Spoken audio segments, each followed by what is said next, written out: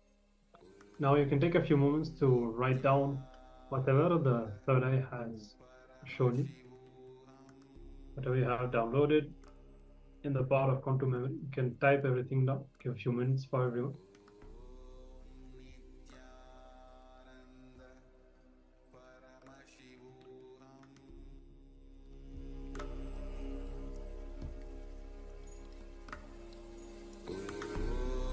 Nithyananda Paramashivoham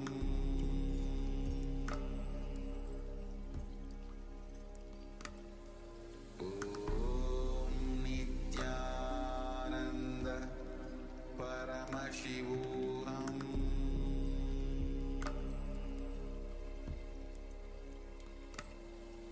Om Nithyananda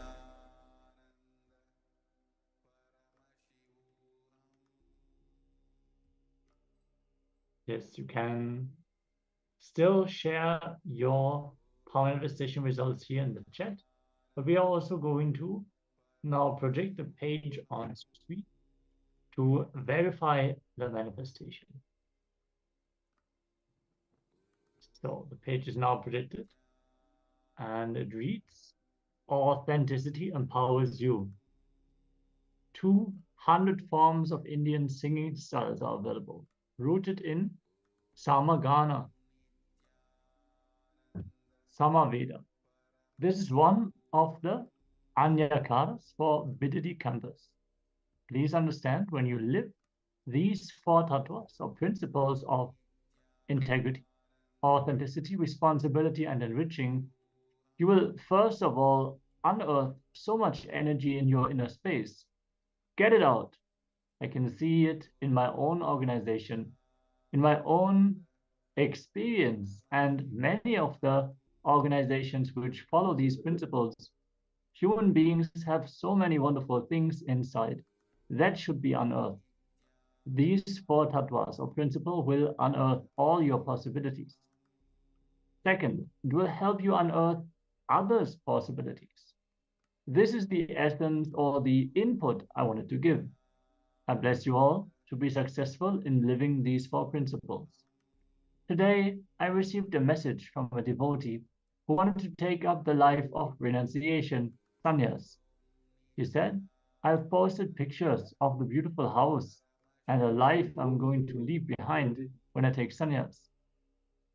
I sincerely request you, if you still think that there is something beautiful in your life which you have to leave behind for sannyas, please enjoy that first. Complete it. Do not come to take sannyas without completing all your other enjoyments.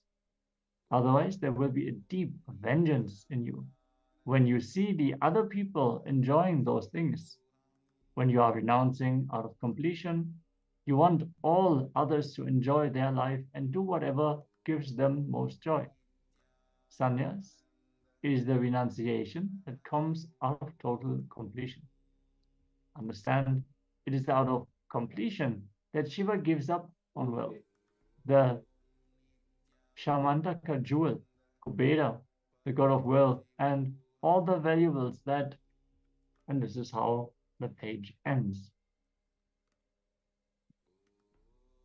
So Ma Siawu is sharing Paramahamsa Nithyananda. Yes.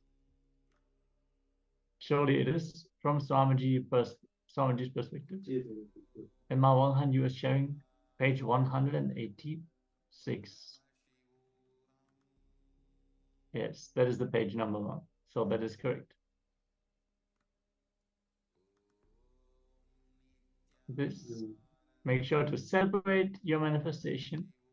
We also invite all the YouTube viewers to share their experience, their manifestation, as you get ready for the next Jnana segment of the day.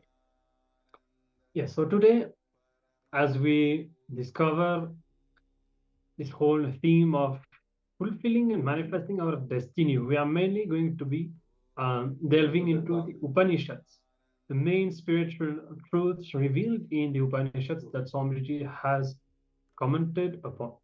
And the first one is going to be on the powerful cognition that Swamiji has given, which is fulfilling the content and the context of consciousness.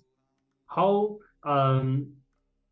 Paramashiva reproduces himself, becomes many to celebrate himself. And that when you understand that you are also doing the same, when you imbibe all of these powerful cognitions, when you remember and cognize that you are consciousness more than the body and mind. You are the body and mind also, but you are consciousness. When you apply these higher truths, you give an immediate breakthrough to yourself. When we talk about Upanishads, we talk about scriptures, it's not something that you're supposed to follow for a very long time, learning the scriptures, following them.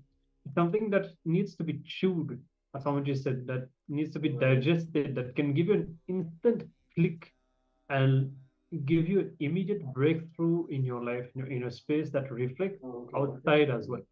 So these sessions on the Upanishads have a lot of potential. Pay attention. The segment is going to be quite long.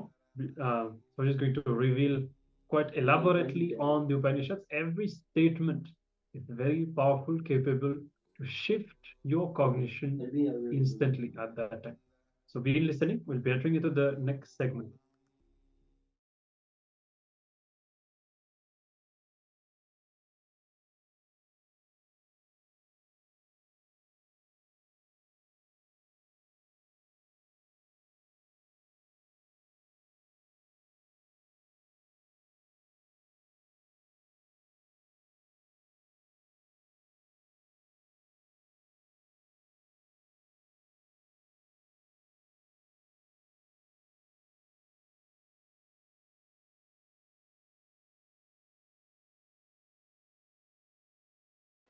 Let's start with the birth. Let me describe exactly the experience of birth. I do not want to add my commentary to it now. Let me describe the experience itself. Maybe later on I'll give the explanation. The experience itself is really wonderful. There was no dual or two things first, like a darkness covered by darkness.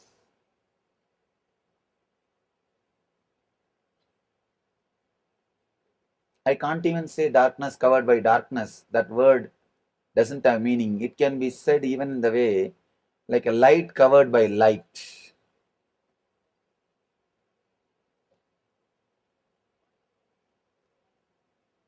There was no experience, experiencer and experienced separately. There was only one consciousness, which is intelligent, which is alive, and which is enjoying itself. Understand? The consciousness is such, it is alive, and it knows it is alive, and it enjoys just being alive. Sat Chit Ananda. Sat means it is alive, truth. Chit means it knows it is alive, means it is conscious of its life, its existence. Ananda means it is enjoying its own existence. With Naga Baba, I lived in Uttarakashi. He's a great Mahatma. I used to ask him, Baba, why don't you teach me something? He will never open his mouth. He was a very different kind of soul. Finally, somehow, one day, I sat with him and said, something, Baba, tell something. At least one line, so that I will remember that constantly and keep that with me. And he was much more strong than me. He did not open his mouth. Finally, one day he said, he doesn't speak much. He said, means he is going, that he is continuing his travel. So I also have to go on my way. I said, I am coming with you. He said, no, I am going. Then he gave me that pipe with which he used to smoke. That pipe, he gave it to me. I said, okay, Baba, I am so happy you gave me this pipe. I kept that pipe with me for quite a long time. I don't know after that what happened to that pipe. I asked him, this pipe may be, it can get lost. Tell me something which will not be lost. I'll carry it with me always. Some one line, one word, one teaching, something. Something, tell me. He was not opening his mouth. I said, all right, next, whatever word you are going to utter, even if you say, fool, get lost, I'll take that word as a mantra. Whatever you are going to say now, open your mouth, at least you will say goodbye. Because now we are going to depart. That word I'll take it as a mantra. Then he started laughing and he said one beautiful line, Deham Naham Koham Soham. Whole Vedanta, just in one line. Deham Naham, I am not the body. Then Koham, who am I? Ask, you will experience Soham, I am the whole. I am everything. Deham Naham Koham Soham. Deham, this body. Naham means I am not that. Then who am I? Koham. Ask, you will realize Soham. Soham means the whole universe. I am the whole universe.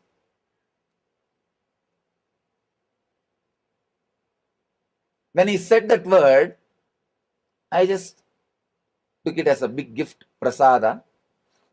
Then I asked him, Baba, you said this word. I'll take this as your blessing. But can you give me some more, few more words so that I'll digest this? Then he said, that is why I did not open my mouth. If I say one line, then you'll ask for something more, just like you all. Then, of course, he did not speak. Then, before leaving, just before leaving, he used to have his one iron thing to kindle the fire. With that chimta, he just gave me one blow on the head. Suddenly, I realized the same truth which I was saying now, which I was telling you. Being alive and knowing that you are alive and enjoying that you are alive, celebrating that you are alive. Being alive, knowing that you are alive, enjoying, celebrating that you are alive. Sat, Chit, Ananda. Being alive is Sat, truth. Knowing that you are alive is consciousness. And enjoying, ecstatic, the celebrating that you are alive is Ananda. In the deep sleep state, you are there. Sat is there, you are alive, but Chit is not there. You don't know you are alive. That is why the sleep is not Samadhi. That is why sleep is not Samadhi. That is the difference between Samadhi and sleep. You are alive, but you are not aware that you are alive. Not only being alive, being aware that you are alive and enjoying that you are alive is Ananda, Satchidananda. First, it was just the Satchidananda, nothing else. I was conscious, I was alive, and I know I was alive, and I was just enjoying that I am alive. I exist. Suddenly, in a very vague way, one small light, please understand I am explaining frame by frame what happened during my birth. During my birth, frame by frame what happened, I am explaining for biography. Later on, I'll explain the every frame. The first frame was a light in somewhere around South India, southern India. But I do not know at that moment it was Arunachala or something like that. Just somewhere around southern India. That was the first slide, first scene. The next scene, like a star, shooting star, I was just pulled by that light. The second scene was like a shooting star, I entered into that light. The third scene in my consciousness was the Arunachala. By now, I know I have already taken the body. I have already taken the body. I am inside the body. It was around 11:45, January 1st, 1978. Then it took around 40 to 45 minutes for me to settle into the body and come out. So according to doctors, the time is something like a 12:30. But according to me, 11:45. 11:45 of January 1st. That was the time first the Arunachala appeared in the consciousness, in the inner space. And the moment I saw the Arunachala in the inner space, I know the body is, I have assumed the body, or I entered into the body.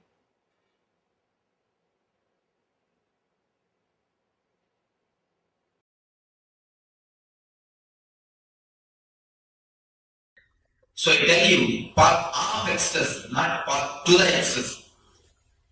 Very living is ecstasy. Let you be path oriented, not the goal oriented. Now let us analyze the various paths. Then we will understand what is bliss path. What is the goal? What is to be achieved? Why all the spiritual groups are created on this planet Earth?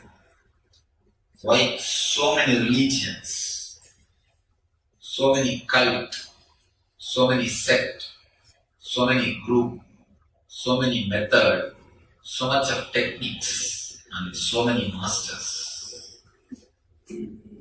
Almost, if you enter into the line of such, you are crowded with masters. I always tell them, very easy to get masters, but very difficult to get any disciples. Masters are very easy, can very easily get, but very easy to be very difficult to be a good disciple. Only a man who is good disciple can be a real master. Anyhow, so many masters, so many techniques, so many methods. What is the actual ultimate goal? What for the whole thing is created?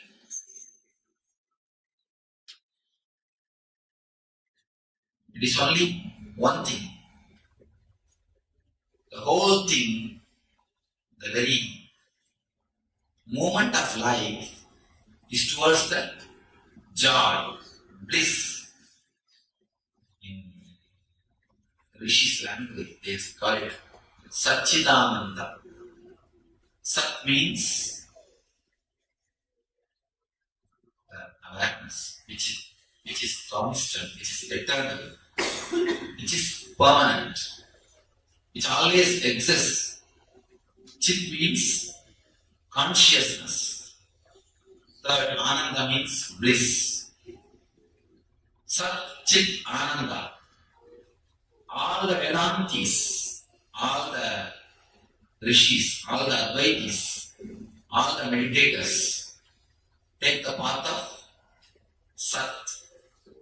Searching for the truth is what is called Sat. What is truth? Sat means truth. What is permanent? When you start searching what is truth, what is permanent, you take the path of Sat. Chit means consciousness.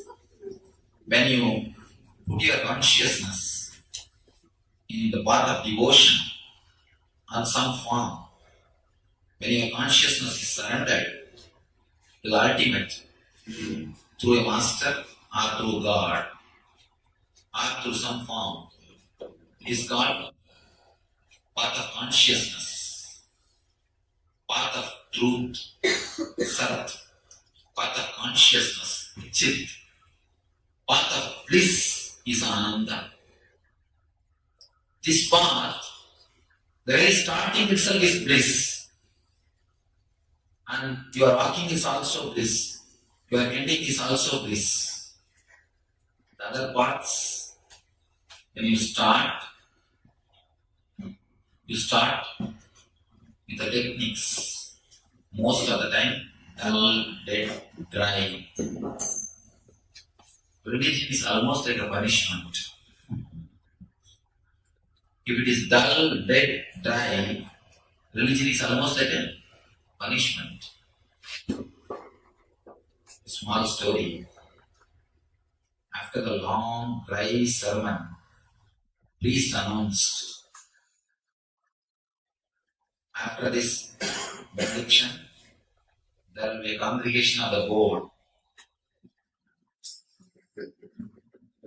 in the next room. After the benediction, he went to the next room. He saw one man who is dressed like a Muslim sitting inside. Priest asked, I said, there will be congregation of the board. Why did you come here? You don't even look like a Muslim, like a Christian. Why did you come in this room? The man said, oh, is it the congregation of the board? Sorry, I missed it. It is the congregation of the board. I thought it's the congregation of the board. I wanted to see how many more are bored just like me. Religion almost has become a dull, dead ceremony, a punishment. That is why rituals have to be forced on people by greed or through fear. Either you are shown the greed of heaven or fear of hell.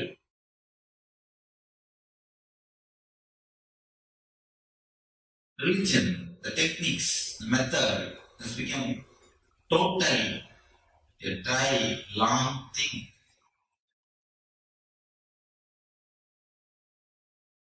The very idea has become anti-life. Almost every ritual has become anti-life. That's a small story. In India, there was a big ashram where every day morning puja used to be done. That Swami had a pet, small pet cat. Every day at time of puja, this pet used to come and play on him.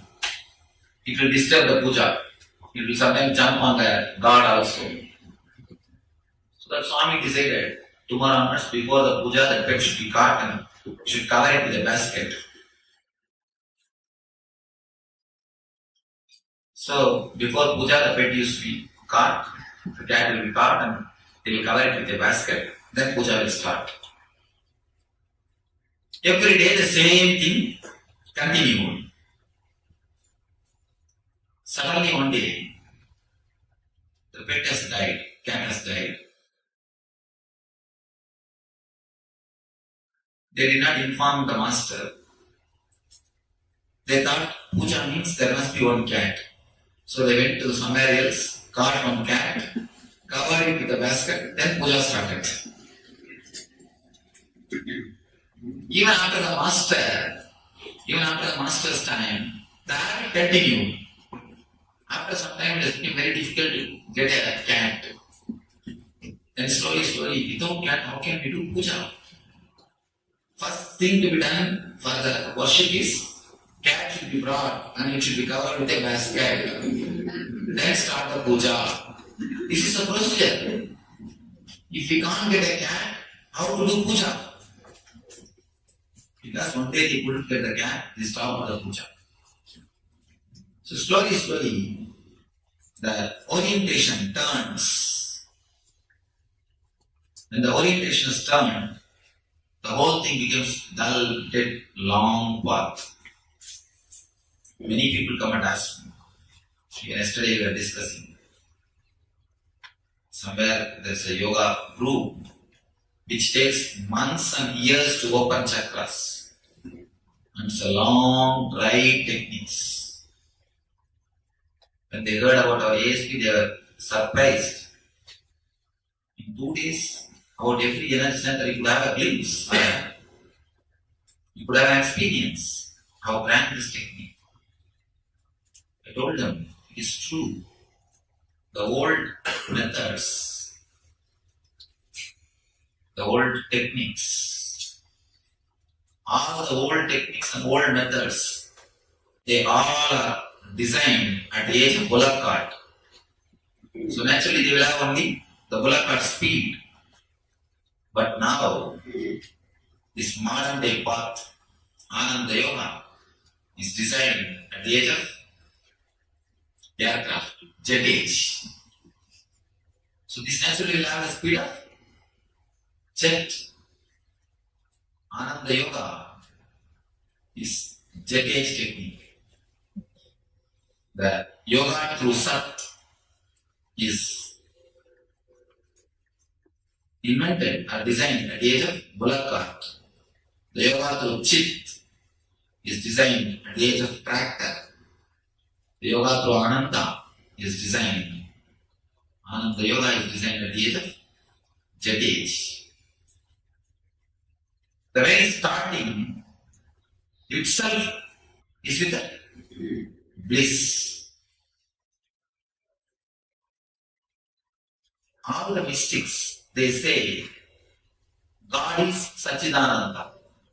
As far as the Sachidananda concept concerned, as far as the idea of Sachidananda means truth, consciousness and bliss.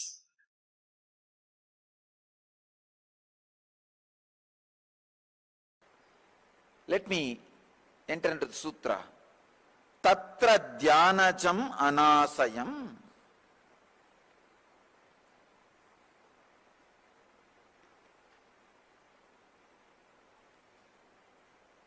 Vivekananda translates this sutra as, among the various minds, that which is attained by samadhi is desireless.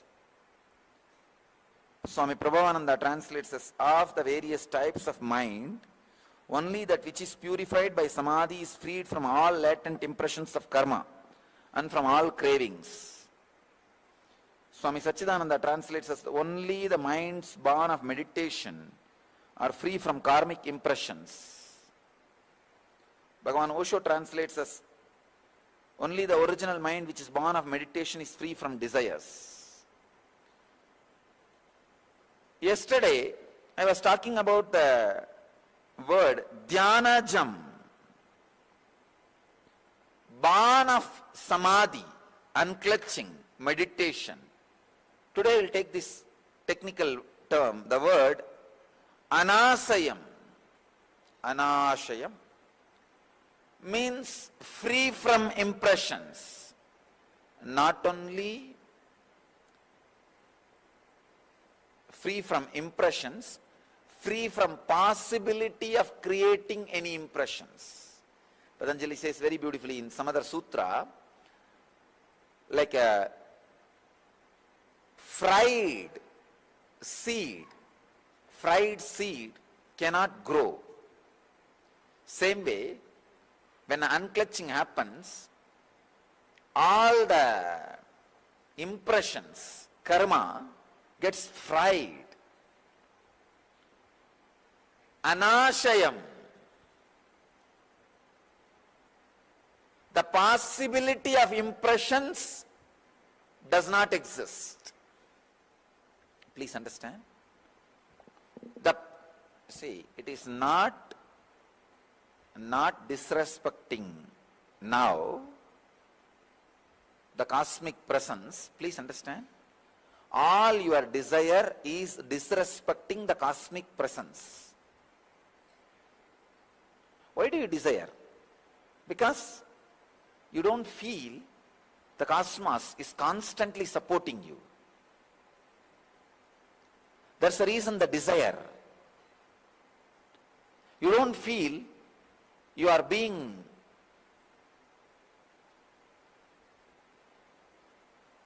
showered. The ultimate truth is, please understand, I am not giving you fantasy. I am not teaching you fantasy. I am teaching you reality.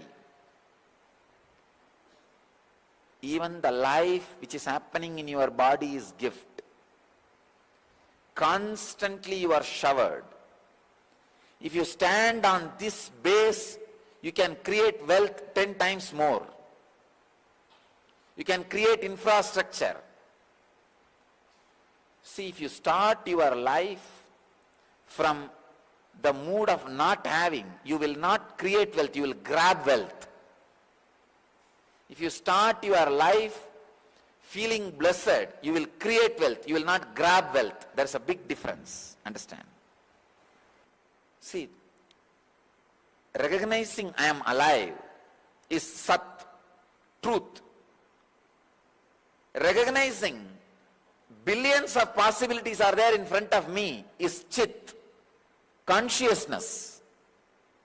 Celebrating, wow, is Ananda. That's all. Just I experienced Satchidananda, the glimpse of Satchidananda. On the day, that's what I call enlightenment. And just decide, today you will recognize you are alive. You are alive means what? Now, millions of possibilities are opening in front of you. What million? Billion? What billion? Trillion. Possibilities are opening in front of you. You can be a good father or you can be a bad father. You can be a good brother or you can be a bad brother. You can be a good friend or you can be a bad friend. Or you can be healthy or you can be sick. But all are possibilities. Thousands of possibilities are open in front of you is enough reason to celebrate.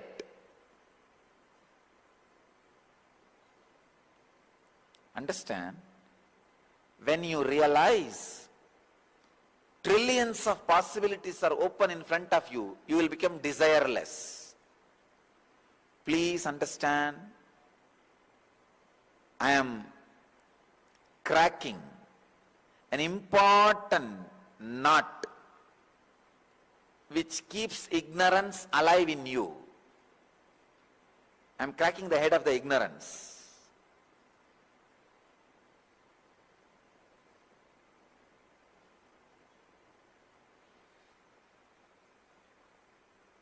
If you are aware, trillions of possibilities are in front of you, you will not have desire. You will experience anashayam, means where not only there is desirelessness, the possibilities of desires gets burnt. You may think, how can it be? If there are billions of possibilities in front of me, naturally I'll be having so many desire to have this choice, that choice, that choice, that choice. No. When there is billions of possibilities in front of you, billions of choices in front of you, suddenly you feel like resting in choicelessness. The decision to rest in choicelessness, decision to relax in choicelessness happens when you see trillions of choices in front of you. When trillions of possibilities are in front of you, you just decide relaxing into choicelessness. You feel the ability to choose is more powerful, important, energetic, fulfilling than any choice you make.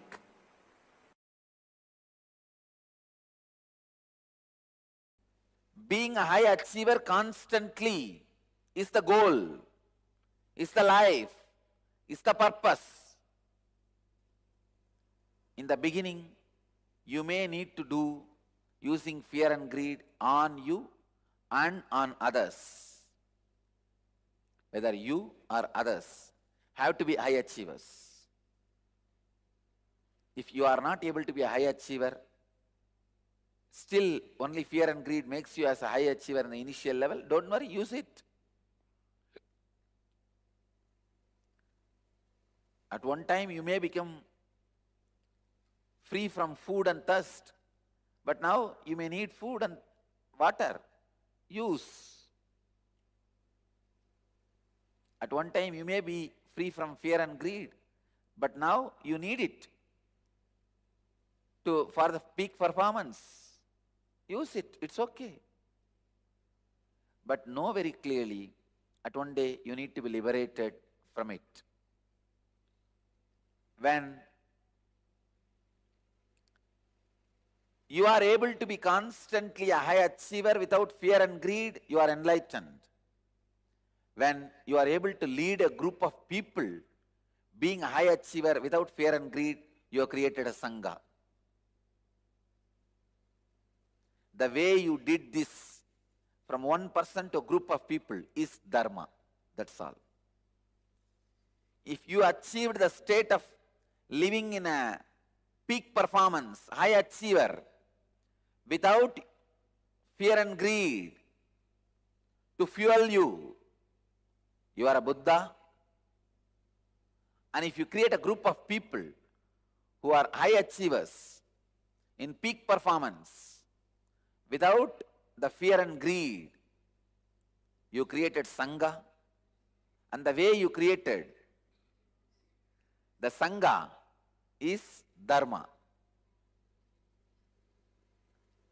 What's going on there?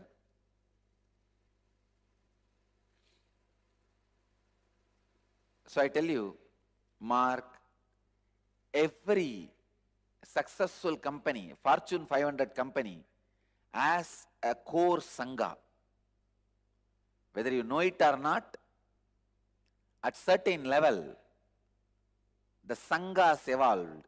At least 10 people have actualized themselves and helped the other person to actualize them. Unless, otherwise, at least few people evolve to the level of a Sangha, no successful venture is possible. I tell you, in Bididi I am really successful, especially after creating a small group of ashramites where I am directly working with them, making them work, meditate, do akada in my presence and training them. I am really confident that I evolved the Sangha. But the same Sangha should evolve at least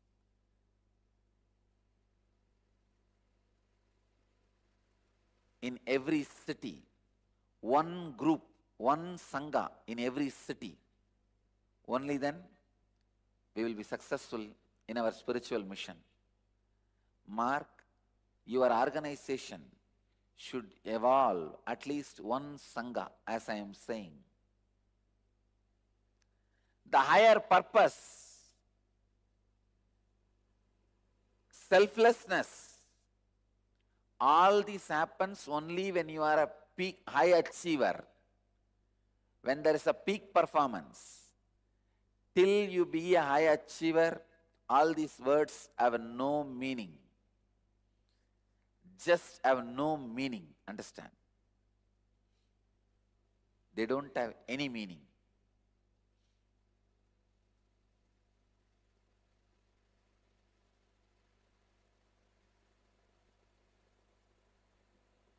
Till then, all interactions, evolutions, evaluations, rewards,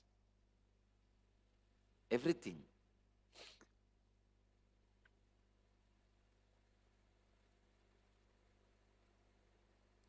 is just a word.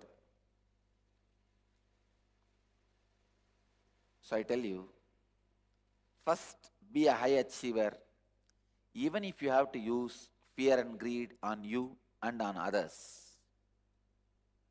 Then learn how to be in the peak performance, how to be a high achiever without using fear and greed as a constant fuel. Today's subject is beauty of purposelessness. The whole existence, the whole universe is purposeless. Of course, it will be very shocking. From the young age, we are taught, socially conditioned, that life has got some purpose. Always you are made to run towards some goal, towards some purpose. The more you run towards a goal, the more you are considered as a successful person. The more the speed, more you are respected. The more the speed, more rewards. From your birth, again and again, you are taught. Society teaches you. Life has got some purpose. Life has goal. The more you run towards a goal, more you miss the life. Man who is continuously bothered about the goal will never be able to enjoy the life. For example, when you are studying, you always think, when I have my job, my life will be happy. When you have your job, you think, after marriage, my life will be happy. After marriage, you think, when I have kids and my own house, my life will be happy. After you have kids and your own house, you think, when kids grow, all my responsibility is over, I'll be happy. By the time your kids are settled, by the time your responsibility is over, when you want to relax, your being is conditioned so much, you can't relax. The tension, running behind something, has become a part of your being. It has become part of your conditioning. After that, resting will not be rest anymore. It will not be a relaxation anymore. It will be a loneliness. When you have rest, in the end of the life, you will feel lonely because you have been conditioned to run behind something. You have been conditioned to live with something. You have been conditioned to associate yourself with something. The more you run, more titles you receive. We always tell he is a multidimensional personality. We praise people who run more. They are called multidimensional personalities. Please be very clear, they are schizophrenias, not multidimensional personalities. Only a person who has deeply experienced himself, only who rests in himself, who experiences inaction in action, only he can be multidimensional personality. Only a Krishna can be a multidimensional personality. A man who completely rests in himself, who knows how to relax within himself, can be multidimensional personality. Person who runs for society, by society, can never experience the peace. Be very clear. The more you run, the more possibility of becoming mad. But society wants you to run, only then you will be a useful member. You will be a useful member to society. Society does not want you as you are. It wants you as a useful member for it. If you are a doctor, if you are a lawyer, if you are an accountant, some way, if you are useful to the society, then you are rewarded, you are praised. That is why society gives so much of importance for your title. You are respected just based on your title, not as you are. The more number of titles you have, more respect. Less number of titles you have, less respect. The more you are useful to the society, more you are respected. Again and again, you are made to run. You are taught life has got purpose. Please understand, life is purposeless. Look into your life deeply. Whatever you think as the goal of your life, even if everything is fulfilled, you think you will be able to rest? You think you will be able to relax? You think you will be in bliss? You think you will feel fulfilled?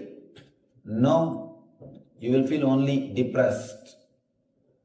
When you have something, you can always blame, put the responsibility and feel comfortable, feel relaxed.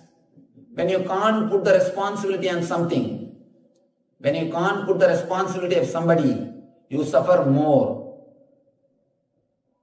Just day before yesterday, one young man came to me and he asked, Swamiji, should I marry on my own or should I listen to my father's words? I said, listen to your father's words. Go for arranged marriage. He asked me, why Swamiji? I will be happy if I marry on my own. I told him, you see, with arranged marriage, at least you will have somebody you can continuously blame them. If you marry on your own, you can't blame anybody. Better go for arranged marriage. After 2-3 years continuously, you can blame your parents and be happy. You will feel you are not responsible for the misery. At least you will have somebody on whom you can put the blame. With your own decision, you can't put the blame on anybody. At least if you have somebody to blame, you will be little relaxed.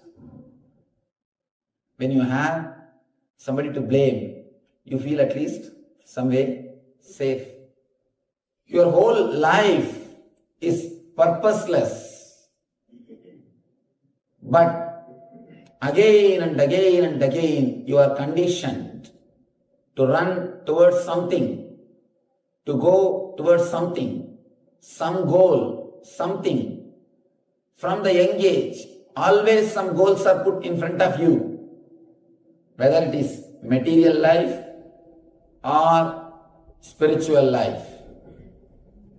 Both the way, always some goal is put in front of you. The so-called material life or the so-called spiritual life, both continuously makes you feel you are not enough. Just understand, whatever you think as your purpose of life, whether it is money or relations or name and fame, whatever you think as a purpose of your life, even if you have complete fulfillment in that dimension, for example, money, if you became a multimillionaire as you want, if you became a person with so many people following you, or friends and family, as you think, if you become a person who is world famous as you want, you think you will be able to rest? Never. By the time you reach the top rung of the ladder, climbing will become your habit. Climbing will become your habit. You can't rest within yourself. Please be very clear. The climbing, running will become your lifestyle. Running will become your trend. When running has become your trend, you don't even know what far you are running, you will start running. Even if you don't know what far you are running, you will be running. You will be continuously running. What for? You will not know. A small story. One guy wanted to have 1 acre land so that he will do some agriculture and live happily. He prayed to the Bhuma Devi, means the goddess of earth. Oh mother, please give me 1 acre land so that I'll do my agriculture and live happily. Devi appeared and said, don't worry my son, what 1 acre? From tomorrow morning sunrise to sunset, how much you walk, whatever land you cover, that land belongs to you. This is the big problem. Wounds create very big problems. Please be very clear.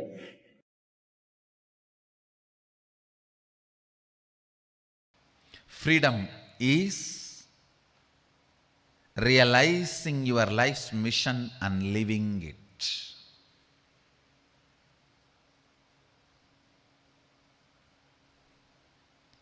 Realizing your life's mission and living it. Choices are not freedom. Listen carefully to this story. You need to internalize this story. Tons of people miss even their purpose of life for small choices.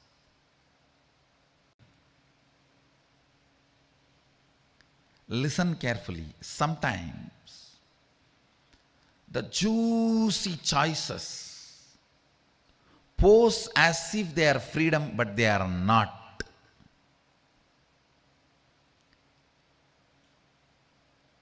Freedom means every single decision is by you. Ishwaratva, only that brings completion. Listen carefully.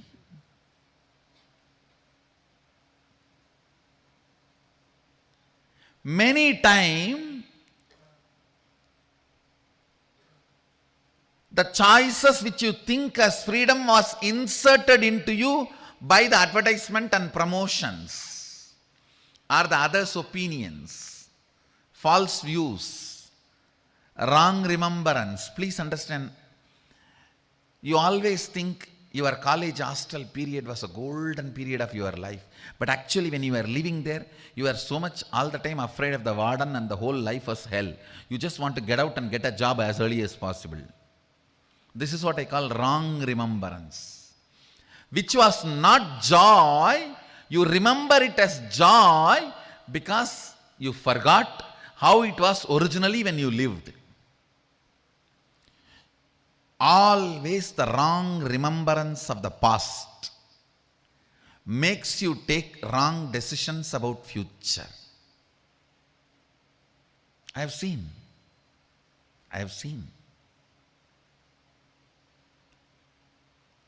I'll give the essence, listen. 1. Choice is not freedom. 2nd, choice or freedom. Everything has to be from your decision. Only then you will be in the space of completion. 3rd, when you start making your decision about everything, what you give up, you will not feel missing that. I am not feeling I am missing my morning chai and night sleeping alone in the railway platforms. That was a beautiful moment, no doubt, but that was not my purpose. So when I assume the responsibility of the purpose, not missing the choices is Ishwaratva. Listen. Assuming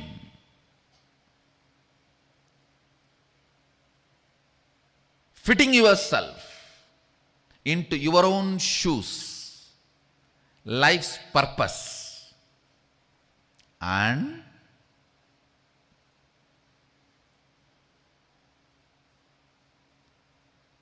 because of that maturity, not missing the so-called choices brings Ishwaratva to you. I have seen many people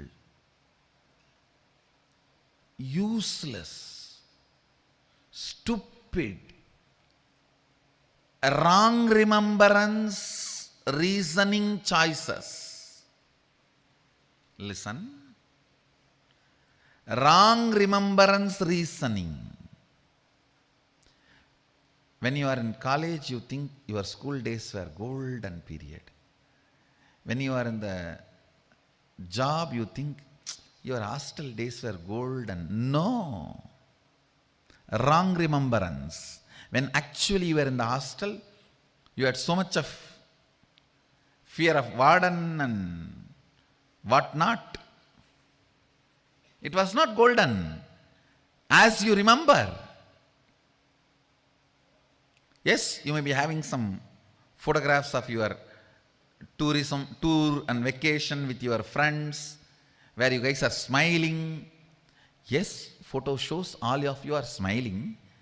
Only if you remember, look back, dig deep, you will understand with how many of them you had incompletions and fight, and you have to put up the smile.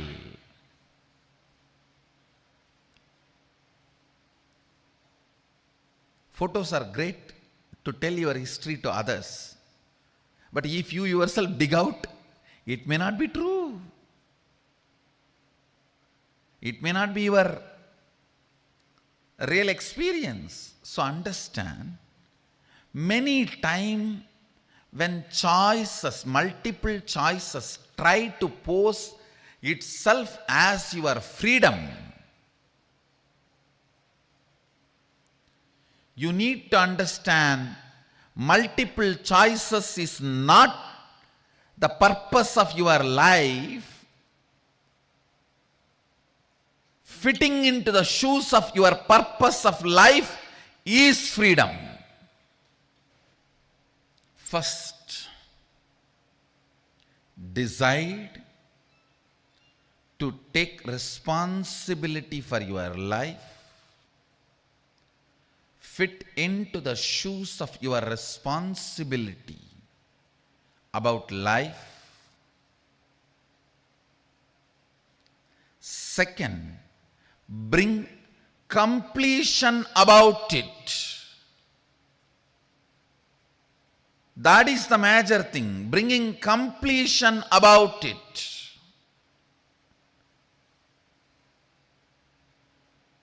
Please listen.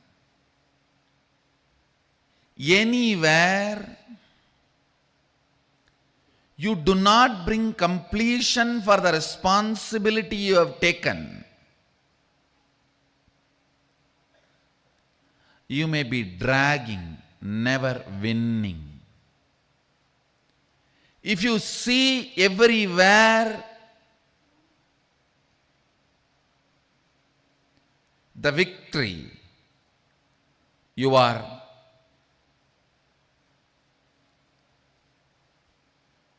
bringing completion to what you took as a responsibility.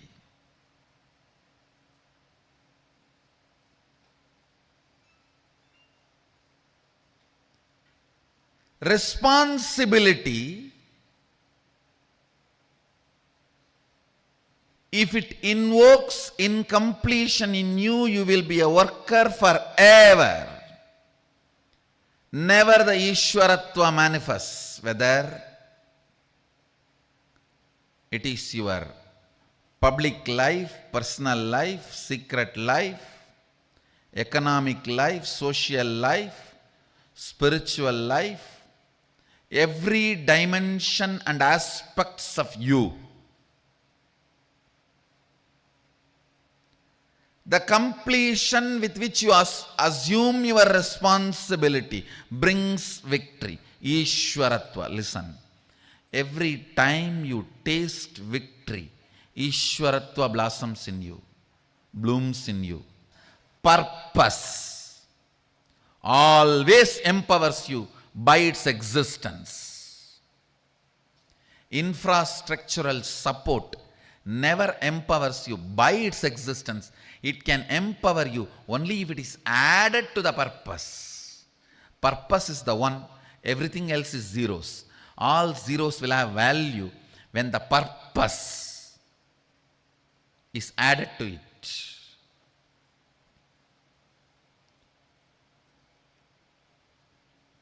Be responsible for your purpose of existence. Understand? Look brings beauty, purpose brings personality. Look brings beauty, purpose brings personality.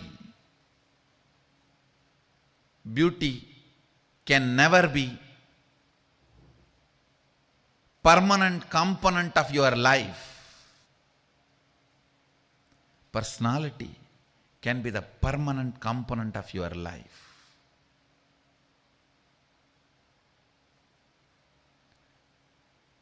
The relationships which are built because of your personality are the most stable, permanent, empowering relationships.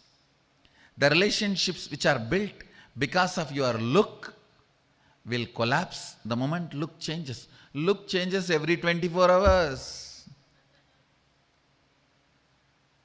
Forget about 24 hours. The distance changes look.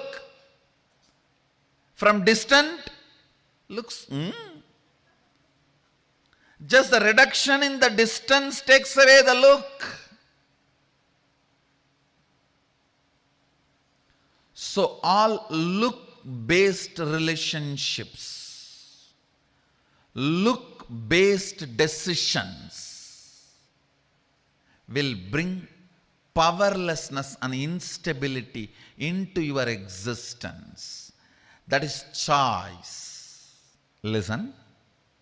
All these words understand. Choices, multiple choices, look-based decisions, unstable relationships. All these words, somehow it will be connected.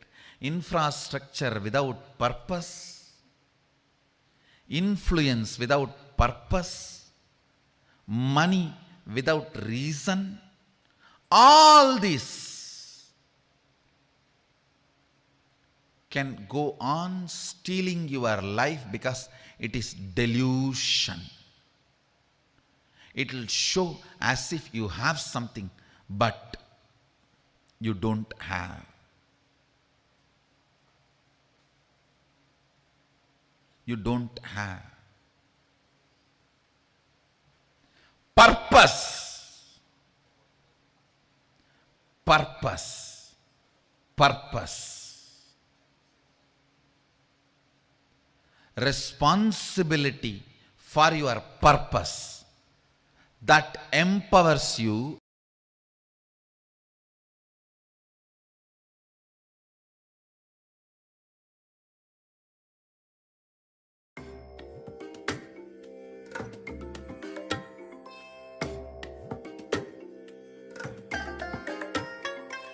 I bless you all. Let you all open all your three eyes and manifest the powers of Mahasadashiva. Om Nithyananda Paramashivoham. Om Nithyananda Paramashivoham. Om Nithyananda Paramashivoham. Om Nithyananda Paramashivoham. Om Nithyananda Paramashivoham.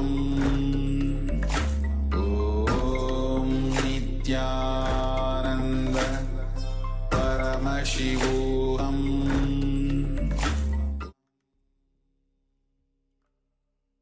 Yes. So as Swamiji was saying, fitting into the shoes of your purpose of life. That is the true freedom, not all the choices that you have in front of you. These may give you some, some pleasure, but they are not going to fulfill the true purpose that you have come here for. So you can see it is in alignment with what we have learned in the previous session about fulfilling your own destiny.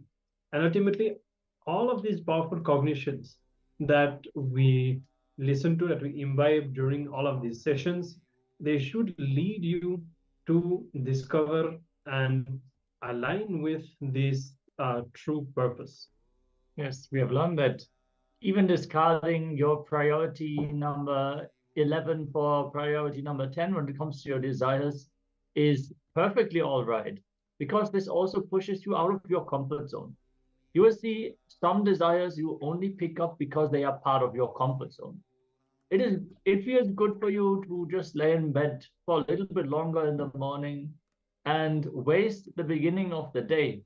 But if there is something that you really feel you need to experience in this lifetime, you might have to reconsider your choices and start getting up early in the morning and building yourself powerfully to make this as your reality. Yes. So a few of the important understandings. See, the whole theme was fulfilling the content and the context of consciousness. So Swamiji says, choosing immortality, the multiplication and expanding its purpose. For example, if you're a doctor, making more doctor. This is the fulfilling the purpose of consciousness. Reproduction, not just at the biological level, but in any form, whatever you do, making more people to do that. And now this reproduction is the natural expansion of consciousness. Now, many times we feel stuck, losing time, not expanding, not being in that cycle. That is what Swamiji calls as living unconsciously. And when your existence remembers the context is life of fulfillment. See, you need to remember that when you fulfill that context of consciousness, reproducing yourself, this is when you experience the true fulfillment, not by fulfilling the small desires that you have.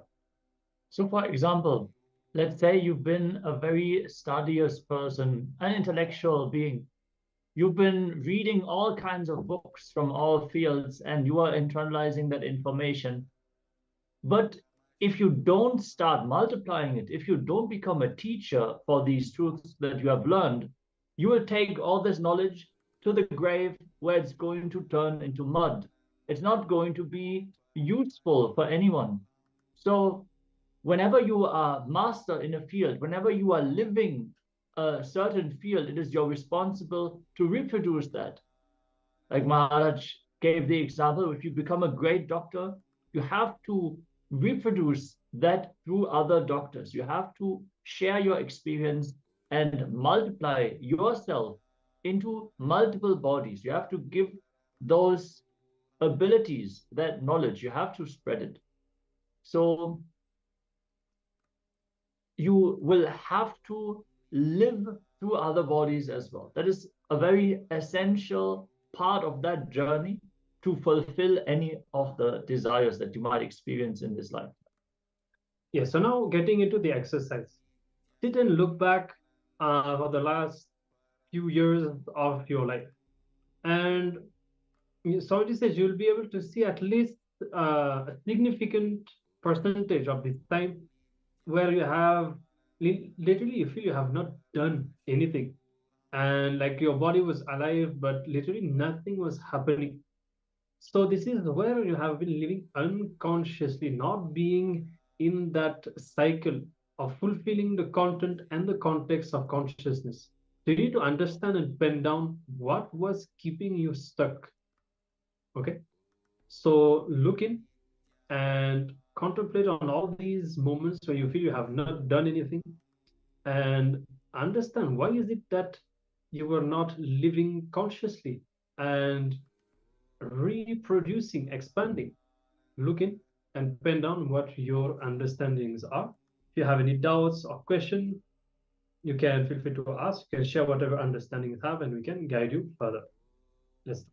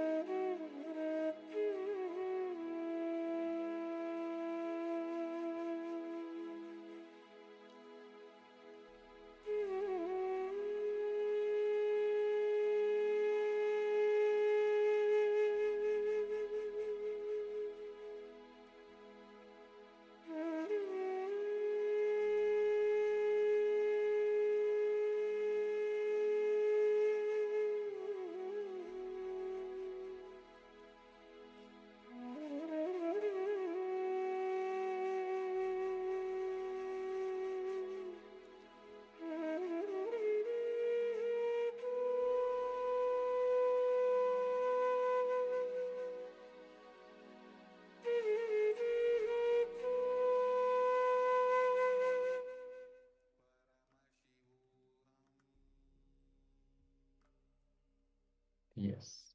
I hope all of you got to complete this internalization exercise and you are able to figure out what really makes you enter that mode of not doing anything about your goal. If you can really get into the depth and understand what is it that triggers these moments of inactivity, withdrawal from your life's purpose, you will see you will be so much more productive.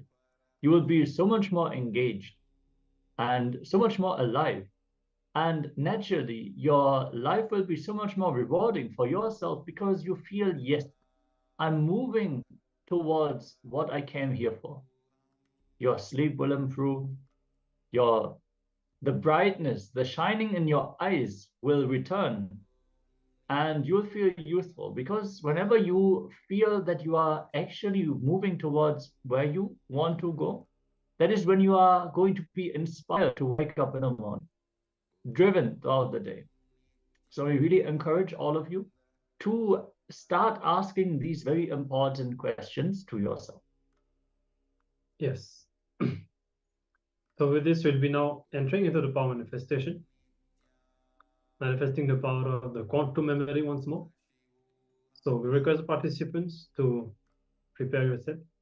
And you see, the more you manifest this power of the quantum memory, you'll see that the intelligence and the intuition, your faculties will be multiplied and trying to really awaken true power that you will be able to use in your daily life. So we recommend all the participants to get involved, manifest as much as you can. It's not that only if you are able to see the whole or to download the whole page, only you are manifesting. Even if it's just one word, one or two words, whatever you are able to manifest, that is great.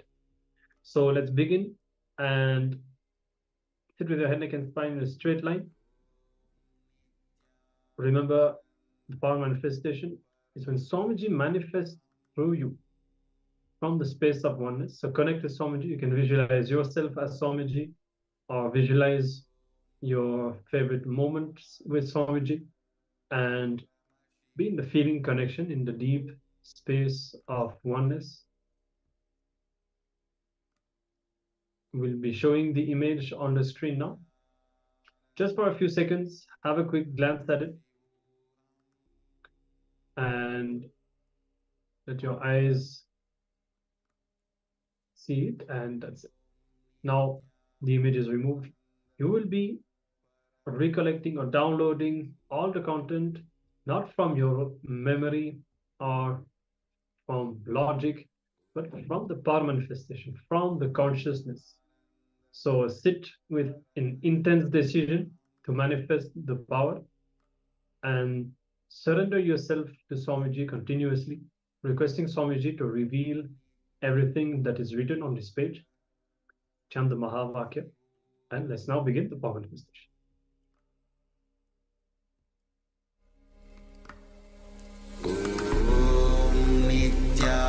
Nithyananda Paramashivoham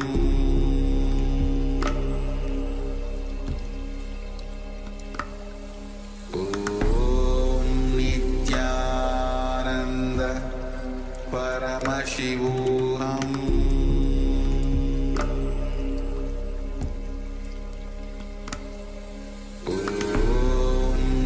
Nithyananda Paramashivoham